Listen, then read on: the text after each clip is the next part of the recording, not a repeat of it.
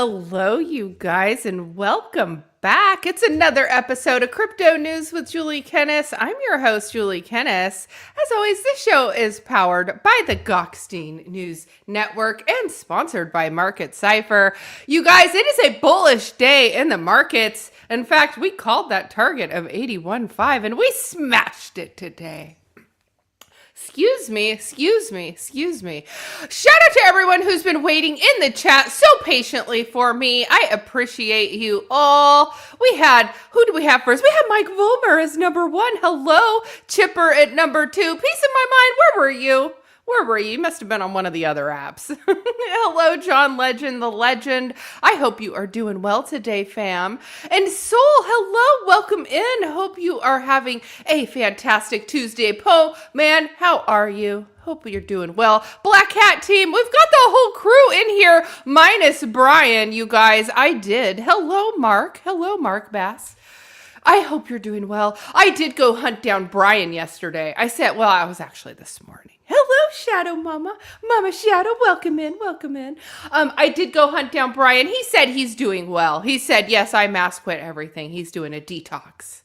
But he's not having any major life crisis, which is what I was worried about. You know, usually when people kind of like quit everything like that, it's like a rage quit and something's going on in their life. And now Brian's okay. Hello, Blocky. Welcome in.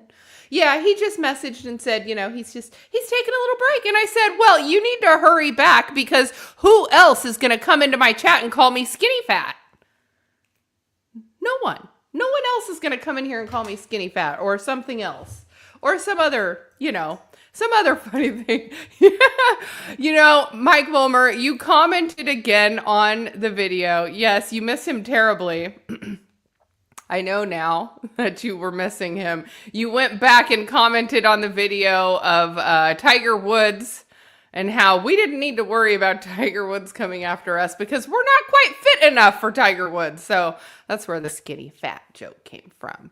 But yes, we miss our Brian. I know. I was in Vegas standing there with Joxie when you commented that on the video. It was actually really funny. It was really funny. You guys, everybody is in Miami right now. Everyone is in Miami right now. I am watching everybody there and I'm just, you know, I will start with saying I have never been to a Solana event and I do want to attend a Solana conference. I have just never been to one. And a lot of the people that I work with are not in the Solana ecosystem. So I've just never really had the opportunity to make it to a Solana event.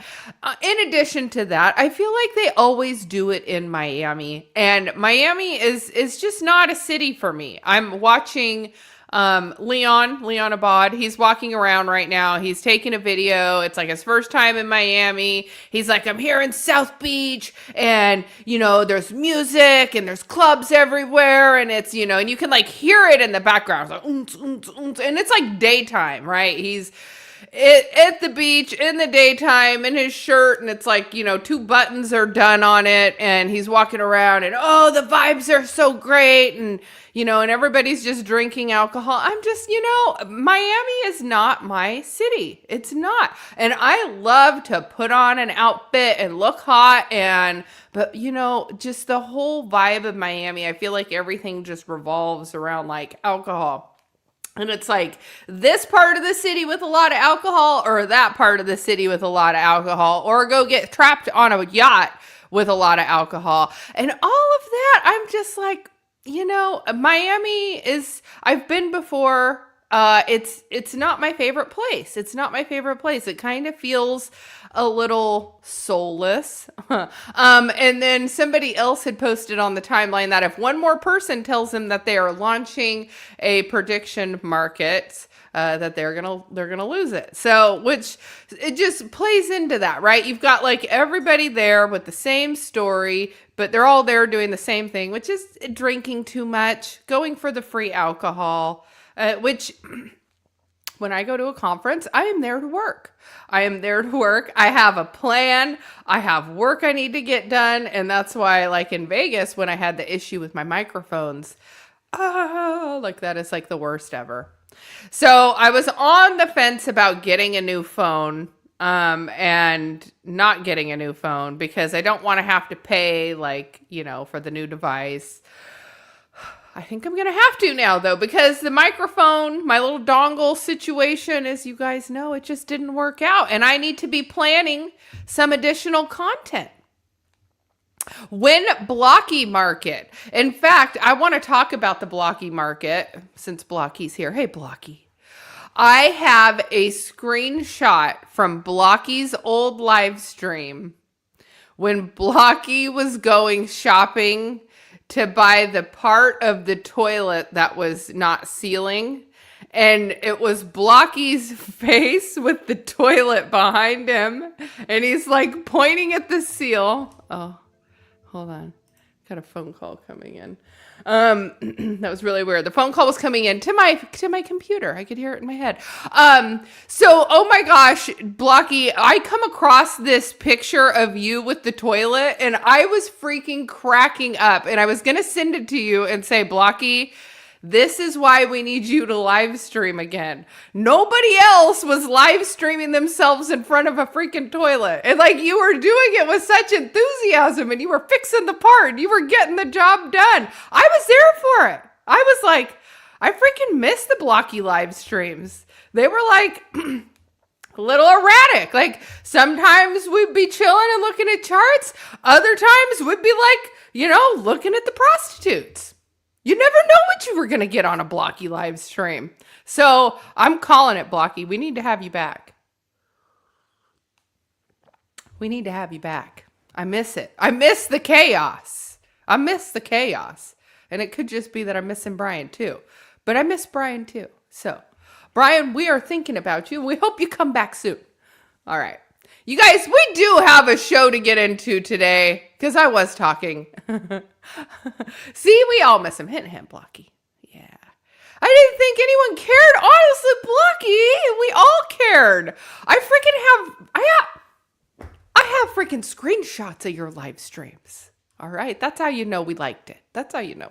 So, yeah, no, people care. And I think when I had my moment where I thought, I needed to take a step back. We all have that moment where it's like, why am I even doing this?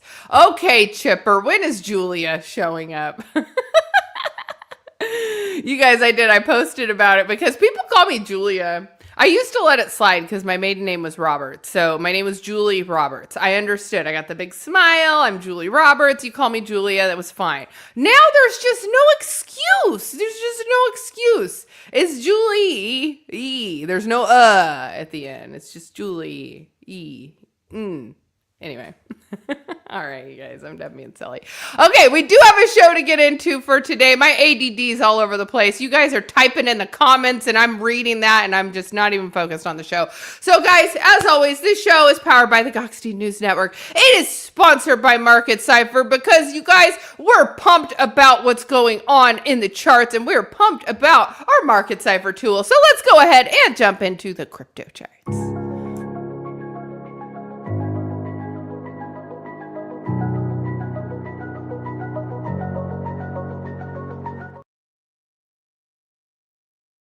You guys, 81.5, no, 81.6, 81.6.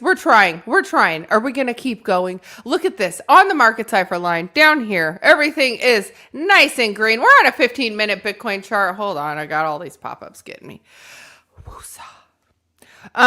So we are looking very, very green. We can see down here, everything is flowing, money flow in the green. RSI line. Things are looking good. So Bitcoin is having a moment. Hold on, I got to get this up. Otherwise, I'm not going to be able to see what you guys are saying. Oh my gosh. You guys, this thumbnail of me, I look very sickly in the thumbnail, so I'm going to have to fix that. You guys know that I was dealing with like my swollen eye issue. It's still a little swollen. I didn't want to put makeup on today. So I'm looking a little sickly. I promise I'll be back to it tomorrow. So, yes, Bitcoin's having a better day than I am though. So Bitcoin, it's at 81.6. Things are looking good here in the chart. I pulled this out and I was just happy to see it because when I first pulled in on this chart, I had to like stretch it to get it to where I could see where we were. Because when I first came in here, I'm like looking at it like, okay, that doesn't look too great. But when I tried to look at where we were yesterday, we pull this out, we can see that we've just been in this nice little trend here. Nice little trend upwards. So things have been looking good. Since really yesterday, we've been needing to see that we have confirmation and that we are holding this. And honestly, if we continue to push up here, we could see the next level of support, potentially near 90,000. So we are going to continue to keep all eyes on Bitcoin at the moment. Let's go ahead and take a look at Ethereum because it has not really budged. From yesterday. So taking a look at Ethereum, it's at 2380. I think we were like 2360 yesterday. So Solana, we do have a little bit of upward movement here. So are we going to eventually see $90 Solana again? Are we? So is the jaundice clearing up a bit? I actually thought when I put this green on, maybe if I have green on, that it will make my face look less green or jaundicey. So, oh, Mike Vollmer says, don't fall for the bull trap. I will tell you, Mike Vollmer, I have not fallen for the bull trap. I have not. You guys know I've got some stables that are just waiting, and it's waiting for the pullback. I'm not looking to full port here because that would just be irresponsible. We like to wait for pullbacks. So, because there will always be pullbacks. And do I think it's up and away completely for the cycle? No, I really don't. Do we think there will be a 69K Bitcoin again? Potentially. That's what I'm waiting for. I'm waiting for one more 69. All right, so moving on. Solana, it's at 86.65. Chainlink has finally had a little bit of upward momentum. Tried to challenge $10. Went all the way up to 980, but it's currently trading at 975. But it's good to see a little bit of upward momentum there. Dogecoin's still hanging on to the 11 cents. Love to see that it's had some upward movement. SPX has finally had a little bit of movement again there on that one. But I will tell you, that was one that I exited, and I have not really done much with my position from there. So. All right, you guys, ADA's 25 cents. There's a lot of inner turmoil going on at Cardano. And you guys, you know I love my Cardano. Cardano's having an identity crisis with the fact that they have midnight. And then there's been all of this funding, which has come from Cardano to push midnight. Ultimately, it feels like midnight is what they originally wanted Cardano to be. In fact, this morning, I was in my Moneta shirt when I woke up this morning, and that is one of the privacy stable coins on Cardano. And so anyway, I love Moneta for being a privacy stable coin. It is one of the only privacy stable coins. So when you take a look at Cardano and you look at the price and you look at the price action, you have to really look at what's going on with Cardano. And Cardano as an entire ecosystem has a lot going on, right? They have built out a ton just in the ecosystem in terms of like stuff. They did sunset the JPEG store, which is really sad. I was friends with the guy at the JPEG store. But ultimately, NFTs haven't really been moving the needle. They haven't been moving the needle. Lately, everybody's talking about stable coins and privacy. And so we have Midnight, we have Moneta, we have all of these things that are also built in on Cardano. So when people are fighting within Cardano, I don't really feel like the price of Cardano is reflective to everything that's actually been built out on it and everything that is still being delivered.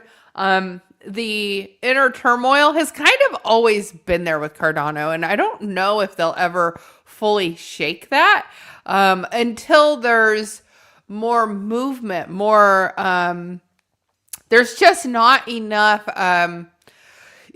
things get built on Cardano, but then there's not enough volume to keep it sustained. And so without the right business model or the ability to continue to cash flow during downturns, this is what you see. So you're going to see companies like JPEG Store who did really well, you know, if they haven't pivoted to prediction markets, which I don't even know if there is a prediction markets on Cardano, but I wouldn't be surprised if there was. So, but here's where we're at with Cardano. I do think Cardano will have a bit of a pump again.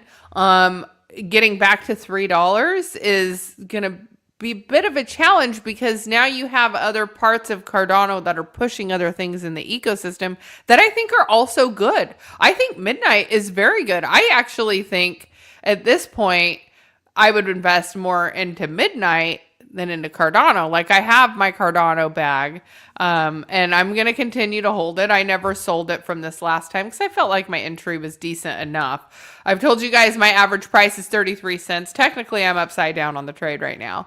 And so DCAing is what I do. Technically, I could put more into ADA at this price. But again, like I'm saying, like at this price, do I want to put more into ADA at 25 cents or would I rather put some into Midnight? Okay. Let's go ahead and move on. Take a look at the crypto bubbles. This is top 100 coins. We have ton is moving. We just had news come out that ton is going to be, it's going to be, that Telegram will be the driving force behind the network. So since this news came out, since there has been this more force coming out saying that these two are going to be powered together, there's been a pump there. So you guys know that I have been on Telegram. I have had my Telegram overtaken. I'm not happy with Telegram right now. Telegram literally made it way too easy for somebody to kick me out of my own account.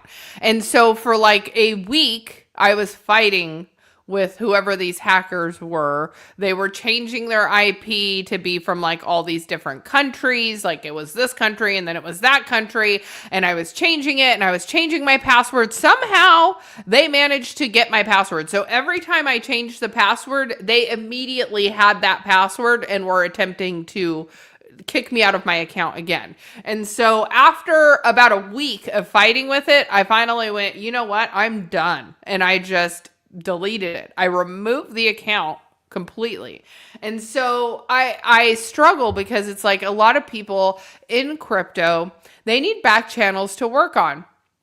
Before it was Discord and then it moved to Telegram. And so now we're in this really weird spot where it's like some people are still operating on Discord. Some people are operating on Telegram. I've been completely kicked out of my Telegram. I can't. So and I created a wallet. Luckily, there's nothing in it. But like if I had put my money in it, then somebody would have control of my Telegram account with my money in it.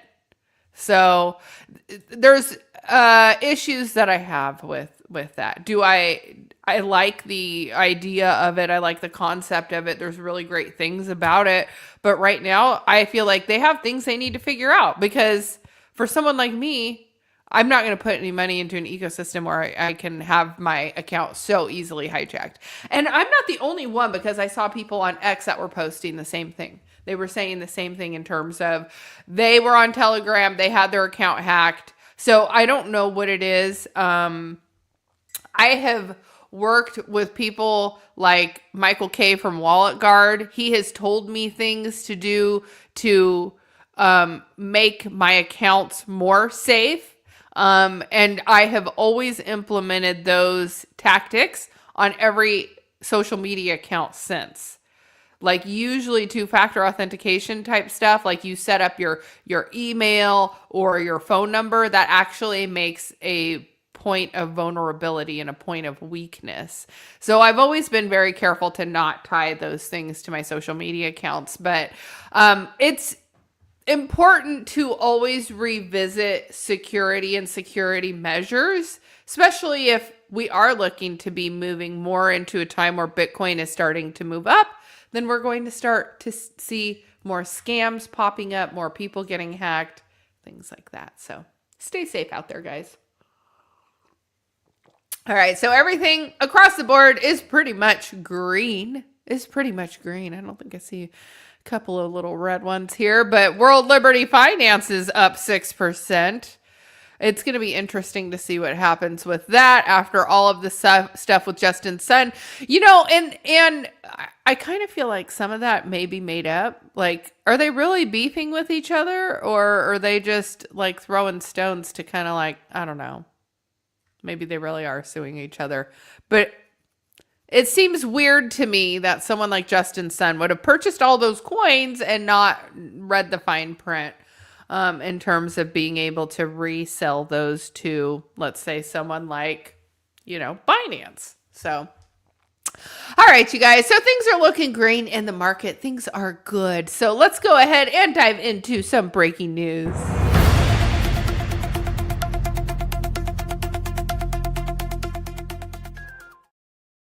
I'm like, wait a minute, which one am I showing? Share this tab instead. Okay, add it to the stage. All right, you guys, this is the big news of today. I'm not going to go over it too much because everybody is talking about it. Coinbase has cut 14% of its workforce, citing market slump and an AI shift. So Brian Armstrong said Coinbase will flatten management layers and require leaders to work as player coaches under the new structure. So Coinbase will cut about 14% of its workforce, or roughly 700 jobs, as CEO Brian Armstrong moves to make the crypto exchange leaner and more focused on artificial intelligence. Armstrong said in an email to employees that Coinbase is responding to two forces at once: a down market that pressured the company's quarter-to-quarter business and rapid advancements in AI that are changing how teams work. He said that the company will flatten its organizational structure to a maximum of 5 layers below the CEO and chief operating officer, requiring leaders to act as player coaches rather than pure managers, and concentrate around smaller AI native teams rather than that can use AI automated tools to increase output. So this is where you're starting to see this contraction of workforce where I always like it when a company is not too top heavy, because I have worked at top heavy organizations before and it's very hard to keep a top heavy organization afloat. So I do like companies that are not too top heavy. With that being said, didn't they pay Kobe like $300 million for his podcast? So if you pay someone $300 million for a podcast, but then you fire 700 people less than a year later, it's a little messed up in my opinion, because it's like you had the money to really keep the team. So it's just sad because that's 700 people that were potentially higher up, it sounds like, at Coinbase, that are not now all out of jobs. And that's just, it's sad to see. So those affected will be provided with a comprehensive package of support through this transition. It will include 16 weeks of base pay. And then it will also include 6 months of Cobra, which if you guys have ever had Cobra insurance is crazy. It's not really something you can have. So I feel for the 700 people that have all lost their jobs. I feel like, perhaps there's better ways to do it. 700 people at once. It takes I don't know. I feel like it's less emotional, right? If you're letting go 700 people at once, it's not emotional. Like if you're letting go like small groups of people at a time. But when a company is facing downturn and contraction periods, sometimes it allows people a chance to see the writing on the wall and to go look for work while they're still employed. You now have 700 people with really impressive resumes that are all going to be looking for jobs at the same time now. And that makes it a lot more difficult. So I feel for those 700 people that have been let go. So sad to see.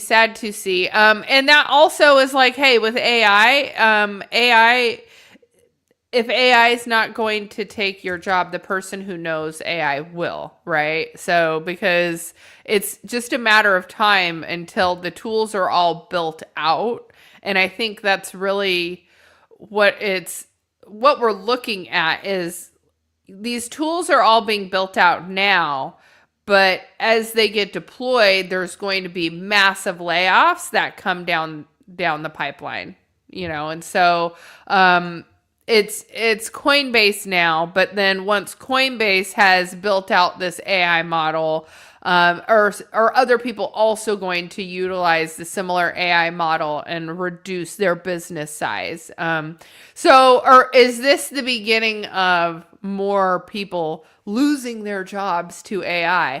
And so now it's just more than ever, if you don't know AI, you should be learning AI, because really the people who know AI are going to be the ones who still have a job in the future.